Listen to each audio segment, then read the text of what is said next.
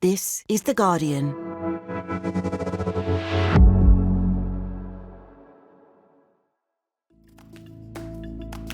Today, a culture roundtable reviewing the very best of 2025.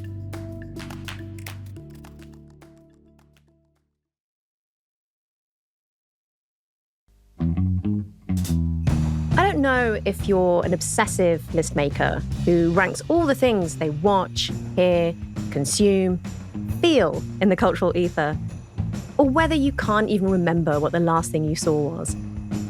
Either way, you might appreciate The Guardian's guide to the very best music, film, and TV put out in 2025. The critics have come together. Spreadsheets have been compiled. Democracy has prevailed. Here with their favourite lines from reviews, our music editor, Ben Beaumont-Thomas. The rest of the album steadfastly fails to make the listener vibrate at a different level. It's all about as psychedelic as a baked potato. On film, Guardian film editor Catherine Shoard. He sounds like Hannibal Lecter, having smoked 100 weight of weed, doing a derisive impression of an unctuous French head waiter he intends to eat. And TV critic and culture writer Hannah J Davies. If you thought that the toxic frenemy vibe between the White Lotus's blonde BFFs was lacking, say, 500% more shrieking, multiple HR complaints, comedy-flavoured barbs, and a drug-fueled night out in Vegas, this is the show for you. What are they quoting? Answers to come at the end. In the meantime, here's something to argue about, something to agree on, or maybe just something to binge through the festive season.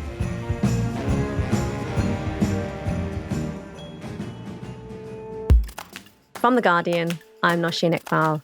Today in Focus, it's a gift, serving you the best culture of 2025.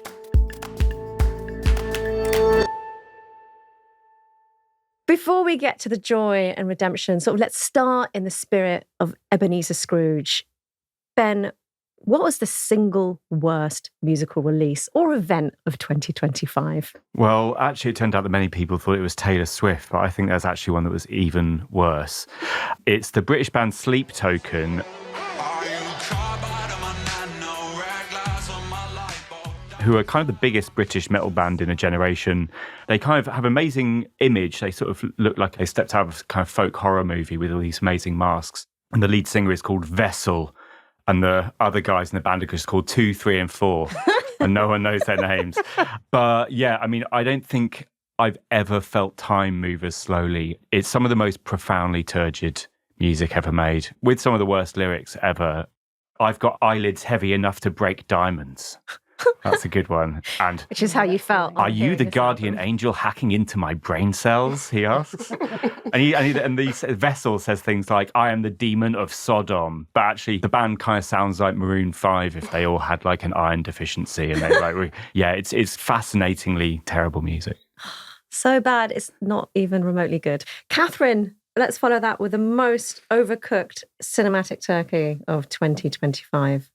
I mean, I think it's J. Kelly, which is the George Clooney starring film about an amazingly gorgeous, fantastic film star played by George Clooney. He's just like George Clooney. It's like a movie where I'm playing myself.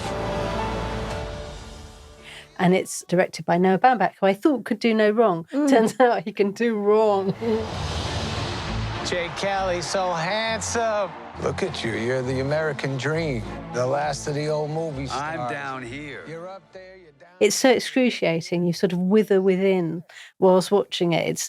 He has this amazing film star, has these sort of picturesque encounters with people on a train, with real people, played by people like Jamie Demetriou. And the idea that this is what they think real people are like, in all their hilarious, quirky, starstruck... kooky, normal people. Yeah, it is just so embarrassing. Just made me shake with horror. I mean, anecdotally, people are retching in cinemas at this film. It's like The Exorcist, audition, where they're like been carried out on stretchers. Exactly. Yeah. Terrible. Okay, well, Hannah, what's the thing in 2025 that you wish you could permanently scrub from your eyeballs /memory? It brings me no joy to say this because I feel like we've all kind of been on this journey, not to go to X Factor, but we've all been on this journey with Lena Dunham since Girls, and we've, so enjoyed her work. And I just think too much. It was truly too much. Too little. And too little, all at the same time. Hi, how are you? Girl, are you good? You're unhappy. She decided to answer a question that nobody'd really been asking, which is, what if Bridget Jones but indie sleaze? And it was like so awful. It kind of came with all this prestige, produced by working title. She's really trying to have her Richard Curtis moment. I could go and find my English dream. Estate grounds, verdant gardens. Good luck with that, love. It's this tale of an American who moves to London, loosely based on her tale of being an American who moves to London, who gets into a relationship with a cool rock guy who says stuff like, "You're just so alive, babe, you're so alive." And it was mad cringe. I could go and read your mind. I came here to find myself. A lot of stuff went down in New York. My ex-boyfriend is living with another. Wasn't it co-written by her lover, husband? Co-written by her indie guy, and her indie guy was played by Will Sharp. So it had a really good cast. It had Meg Stalter as well in the lead role, but this was just not very good, and has been canned by Netflix, which doesn't always mean a lot because Netflix will can a lot of things, but I think in this case it was clear that it was quite a flop. Okay, so terrible metal, don't fall in love with George Clooney, or trust your partner to co-write your big TV project. Okay. Some learning. Yeah, some learning.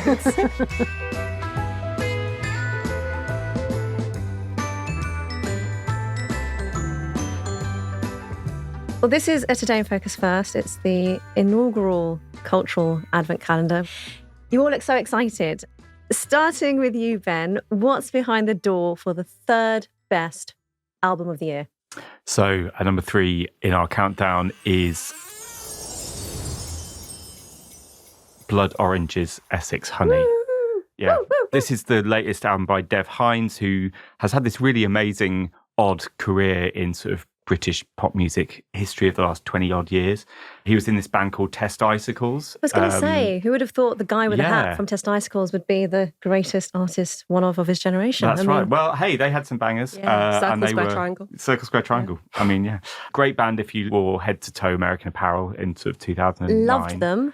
And then sort of made lo-fi, grainy R&B music as Blood Orange. And that was 15 years ago that he started that project. And he's kind of released his masterpiece album under that project this year. And it's just such a stunningly beautiful album. He's British but lives in New York. He moved back to the border of Essex and London where he grew up at a time when his mother was dying. And then the album was made in the wake of that.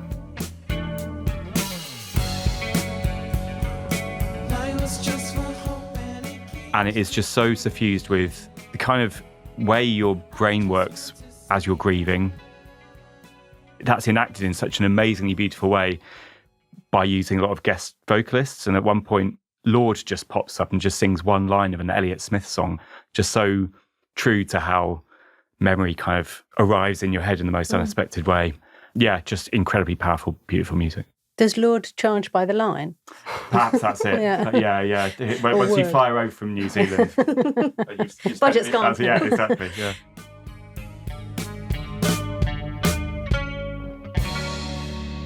Catherine, can you talk me through number 3 on The Guardian's best films of the year list? So number 3 is Young Mothers, which is the latest film from the Dardenne brothers, the Belgian social realists. Notre premier appartement.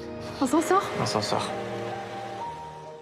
Oh yeah, so this is the one about the teenage mums in Belgium who are being taught how to take care of their babies. Absolutely brilliant. People who've come back with another banger, which was at Cannes, and it's absolutely superb and extremely moving.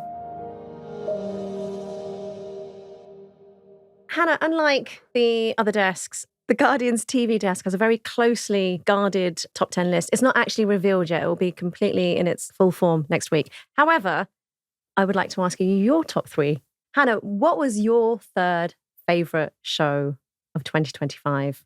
My third favourite show of the year was Such Brave Girls, which is this absolutely gross and rancid, but also very heartwarming in a weird way, comedy. Where is she? You're not even a student. Embarrassing. It's all right, everyone. I'm a mother. It is written by an amazing writer-actor called Kat Sadler, who also stars in it, alongside her real-life sister. The real-life sisters? Her real-life sister. You know, they're in their 20s, they're kind of struggling mentally. I'm different now. Stronger, braver. I'm not going to let everyone push me around. What are you going to do? I'm going to run away. They're in this very toxic family situation with a very highly strung mother and her partner, who's like the stingiest guy on earth. And Kat Sadler's character is also inexplicably engaged to her boyfriend, even though she's like definitely gay and completely repulsed by him. And it doesn't sound very funny. It probably doesn't sound very warm, but it kind of comes together unexpectedly.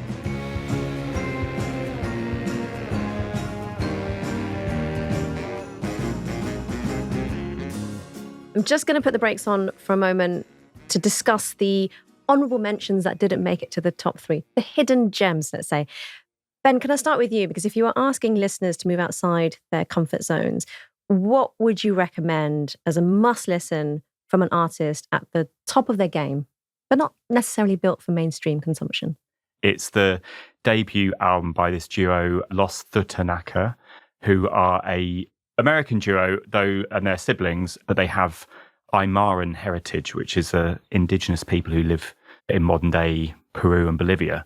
So this duo kind of draw from that heritage, and you have these kind of Latin American rhythms. And then over the top is guitar that I honestly don't think I've ever really heard played in exactly this way before.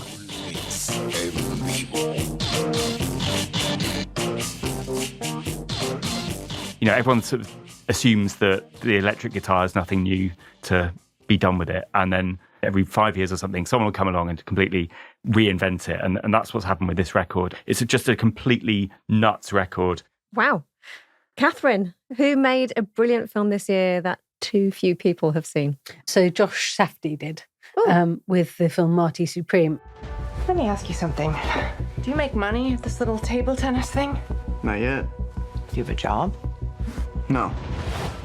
And actually, lots of people will see it. It's just out here on Boxing Day. He's split from his brother, right? He's split from his brother. So his brother made The Smashing Machine. He's made a different sports film, a good one, about a ping pong player called Marty Reisner. It's a sort of loosely fictionalized version of that in the 50s in New York. And it's only a matter of time before I'm staring at you from the cover of a Wheaties box. You think it's that simple? Yeah, I do. So Timothée Chalamet plays Marty, and he's trying to get the money to go to these tournaments because he's a really talented player. And he wants to also bring out this range of his own customized ping pong balls. It's just fantastic. It's so funny. It's so great. It's so chaotic. So if there was justice in this world, it would be number one, I think. But there isn't, because not enough people had seen it when we were voting. But it's and there's just not enough justice in this world. Exactly. I think there's a song about that. Is Chalamet just completely unstoppable at this point? What were year 4 of TC? I quite like his sort of completely guileless, puppyish vibe. Like on this press tour, he's just like, yeah, my acting in this is totally amazing, basically. And I sort of, I find that kind of endearing. Didn't he actually say in one of his victory speeches that, yes, I'm going to win an Oscar and I'm that's what I'm aiming for? Like he puts his, he manifests live in public, I think is... Yeah, that was the SAG speech earlier this year so he lost out on everything. When he played Bob Dylan, he lost out on everything apart from one award to Adrian Brody, who was in The Brutalist. And his SAG speech is the only one he won. He just finished shooting Marty Supreme. I mean, Marty Supreme has a dream that other people don't respect. And so he was super channeling that vibe. I think Timmy also, he works really hard now. Like there was quite a jokes tweet earlier in the year that was like, there must have been a point in the last few years where he was learning the harmonica, doing research into chocolate, and also learning to play ping pong all at once. So he puts the time in too, you know? Yeah, I mean, I can eat chocolate and play ping pong if somebody's going to... I can even pay you enough money. Yeah, you do a lot more. I'll do that. Ping pong and eating chocolate. Come on, Catherine, you're so ungenerous. Hannah, a different question from these guys for reasons as stated earlier. Which show was completely inescapable this year? And justified? I think it's got to be Celebrity Traitors. I want to be a traitor. Oh, God, Alice. No. You will have to stab people in the back. They'd do it to me. They're showbiz people. I'd do it to them. Which really bucked the trend for celebrity reality shows. Like, really, no offence to I'm a Celeb, which just finished, but, you know, they've got a really, really high calibre in Celeb Traitors that I think I'm a Celeb just didn't kind of manage, and a lot of these shows don't manage because why would they? I'm here to win. I don't know what beasts lie within me. I'm going to fight till the death. Players, welcome to the Highlands. You know, we're so used to reality TV and most of it's bad, but they managed to book some incredible people. I don't know how they talked, you know, Stephen Fry and Celia Imrie and all those sorts of people into it. It was a different caliber of reality show. And I think that really shows in the ratings. Like these were, remember when there used to be 3 channels ratings? Like the consolidated ratings for the finale of Celebrity Traitors were 15 million. I mean, this is completely unheard of stuff. This is truly EastEnders Christmas Day era. Yeah, this is truly water cooler TV. I'm not amazing at maths, but I'm pretty sure that means that 20% of the whole country watched the thing, which is absolutely wild. But I think it's a very simple game. They didn't lean into the sort of classic reality tropes as well of everybody having a, dare I say it, a bit of a sob story. The personal stuff was kept to a minimum. And I think everyone just really almost like sort of playing games at Christmas with your family, if that's what you do. But it was just very, very fun to watch. We've gone big on the celebs, but can we just have a moment for the Claudia Winkleman Appreciation Society, which is member 1? Of course. Me. I'm here for Claudia, The Fringe, everything. I'm here for it.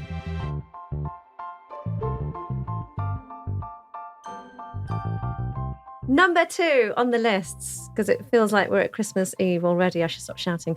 Ben, could you reveal, according to the Music Desk, what is the second best album of 2025?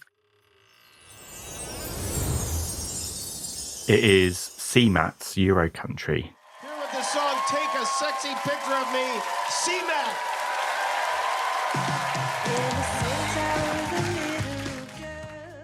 And if you aren't familiar with CMAT, I feel like a lot more people did become familiar with CMAT this year. She was kind of a massive in Ireland, a bit more of a cult thing over here until this record, which kind of broke her through. And I was listening back to it this morning and was thinking, who does it evoke to me? And I was thinking, it's half Stevie Nicks, half Victoria Wood is how I characterise it. It's these sorts of acoustic guitar led, but then sort of sumptuously arranged, big kind of pop rock arrangements. And then into that comes CMAT, who is just this ball of charisma, extremely funny, extremely sort of self-lacerating, has a brilliant social realist side to her songwriting as well. I mean, the first song on the album has a line about, you know, I was 12 when the dads started killing themselves all around me. I mean, you don't hear that in pop music. It's maybe Sam Fender you do. And this is a song that's about the collapse of the financial boom in Ireland post-2008. And yet she makes it into this big, sumptuous pop song. And then there's songs about body image, but she made it into a huge song that had a huge kind of TikTok dance craze. She brings such levity to this material. And yeah, she's just been embraced so strongly by the UK.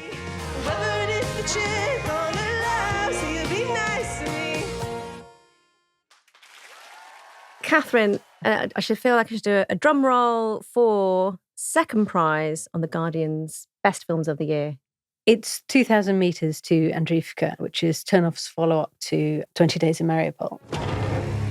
So it's another Ukraine war documentary, and this one is almost more devastating, actually. And it's shot primarily from body cam footage that Ukrainian soldiers are wearing of being on the front line. And it's not a film you'll see twice. It's incredibly memorable and moving and upsetting and illuminating, but it's an absolutely astonishing piece of work. Wow. Hannah, what was your second favourite television show of the year? Well, aren't you a big, brave girl? That would have to be Hacks. I mean, they've won a ton of Emmys, but it's still kind of flying under the radar. Tell us more. Maybe. So Hacks is this really wonderful half-hour comedy drama, and it's all about this ageing, slightly fading comedian called Deborah Vance, who's played amazingly by Jean Smart. And she kind of has to work with this younger writer, Ava, Hannah Einbinder, and spoiler alert, they don't really get on. She's been doing this for 50 years. You're not going to beat her at her own game. Nobody beats Deborah. So we're now 4 seasons deep, and I think it's a very interesting portrayal of sort of mentorship and how it can be incredible and it can be so heartwarming, and it can also be like the most toxic thing that's ever happened to you. But weirdly, there is this thing in TV where there is a lot of this sort of self-referential comedy happening at the moment around the kind of inner workings of showbiz. So not only Hacks, but also The Studio with Seth Rogen, which was really great. So there are all these kind of shows about what it's like to be an actor, a comedian, an influencer in this world. Coming up, the number ones revealed.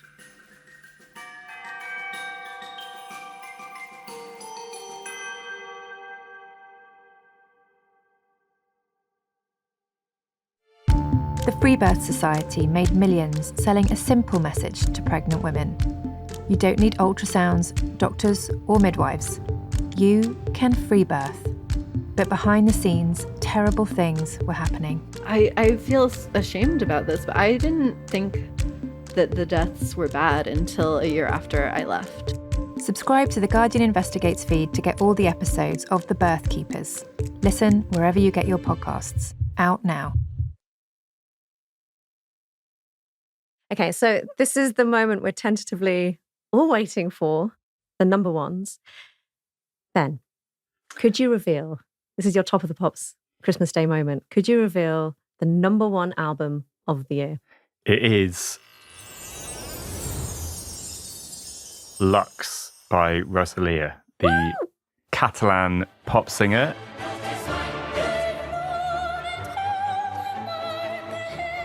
And when I first heard this, I thought this is the sort of album that our critics are going to send to the top. It is just so wildly ambitious and meets that ambition with pure artistry.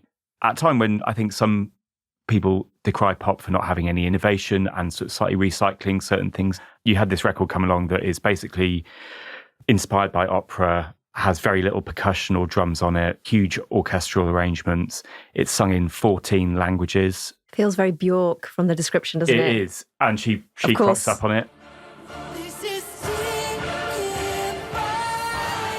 You know, even if you only know one of those 14 languages, you just get kind of carried along by the emotional arc of the whole album, the emotional arc of each song within it, because Rosalía's voice is just so expressive.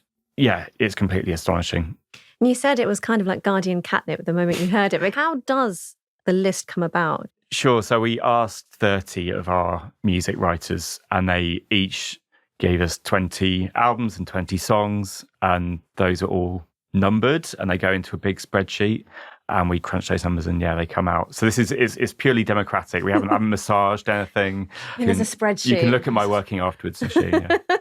Catherine, I assume you also asked the top 30 music critics for the best films of the year. But completely corrupt, actually, the film. No, it's a big spreadsheet as well, which is terrific. But and actually flawed to be so democratic because people haven't seen. Anyway, that's the world we live in. Oh, flawed democracies everywhere. But on that note, what's the number one? Is One Battle After Another. Bat an eyelash. Good morning. There are no hands on the clock. Why? Which is definitely the most culturally significant film of the year, I think. This is Bob Ferguson. I was a part of the French 75. However, I wouldn't necessarily have voted it in the number one spot myself. But it's Paul Thomas Anderson's 10th picture, and it's Leonardo DiCaprio as a sort of crazy, scrappy freedom fighter, stoned off his head, and he sort of is in this battle with Sean Penn's white supremacist military guy, Colonel Lockjaw. And it's sort of great in many ways. I found the Sean Penn being very racist and aroused stuff, of which there is a lot, difficult myself. I just did find it very unpleasant to watch, although I quite liked all the sort of white supremacist underground things. They were very good. I'm glad you finished that sentence. yeah, it's my kind of people. But I mean, Leonardo DiCaprio kind of rollicking around looking for a phone charger. Ha, so funny. Yeah, it's quite funny. Is it that funny? I don't know. I found it a little bit unsatisfying. I couldn't quite get on board with it. But it is no doubt a very impressive film in many ways. Thank you, Sensei. Thank you. God damn it! Viva la revolution! Hannah, you have all the power. You have none of the critics and none of the panels. Who cares about them? This is not a democratic decision. What was your number one TV show of the year? My number one TV show was Severance. which came out all the way back at the start of the year. And it was the second series of Severance after a 3-year gap, which is wild, but it was greatly affected by the US writers' strikes. And I think actually it was maybe to its advantage, because it was during that hiatus that I think a lot of people discovered it. I certainly discovered it during that time, and it built this momentum to the point where by the time that it came back, people were chomping at the bit. People had subscribed to Apple just to watch it. So Adam Scott is our lead. He plays Mark Scout, who works for this very shady organisation called Lumen. Mr. Scout, I know you're still weighing whether to return to Lumen. But the Mark I've come to know is happy.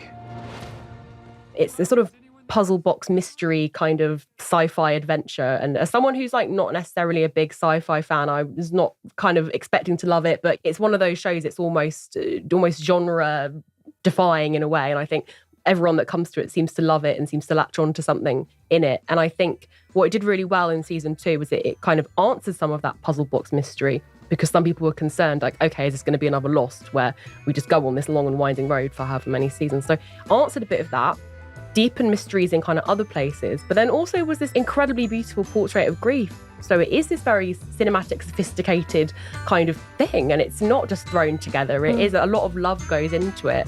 Yeah, that was my show of the year. Final question, because this is the energy we're taking into 2026. Catherine, what's the one thing you're most looking forward to in 2026, film-wise, and that you would recommend listeners to keep an eye and ear out for?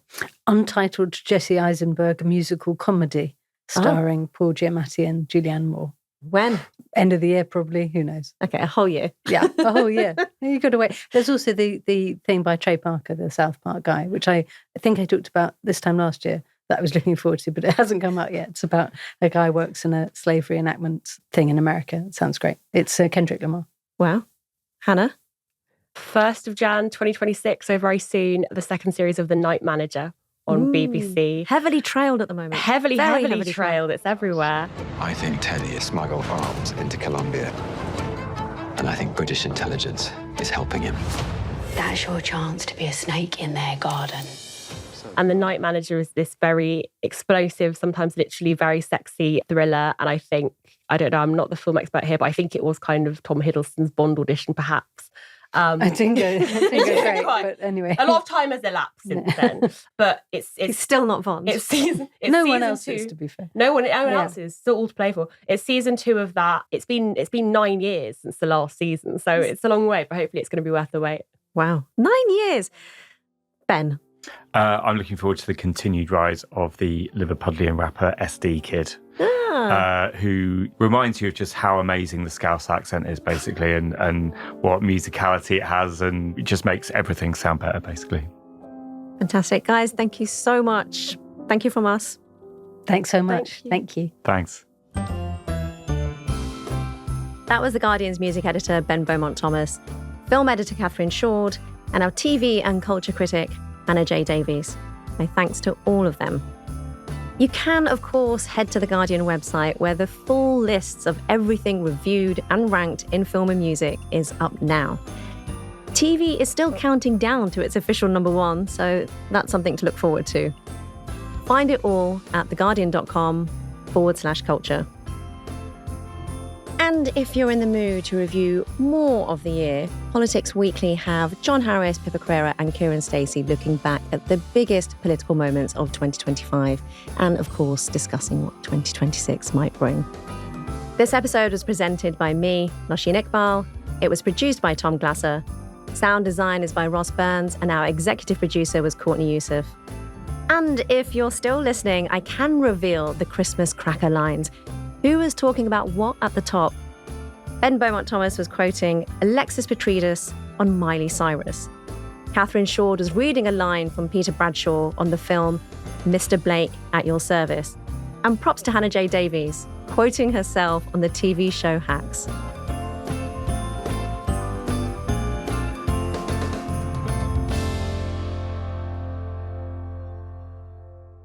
This is The Guardian.